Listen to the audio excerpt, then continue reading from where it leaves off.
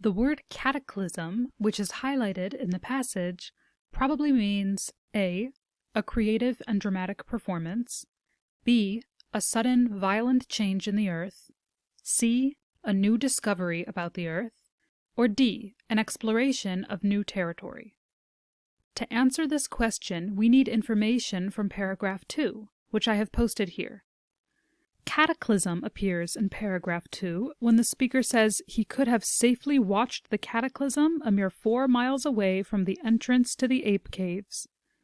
To understand what cataclysm means, we need to use a context clue. In this case, the context is the first paragraph, which describes the tremendous Mount St. Helens eruption of 1980. Because the next paragraph goes on to describe this as a cataclysm, we can head to our choices and see that B, a sudden violent change in the earth, best matches this description and can be therefore marked as our final answer.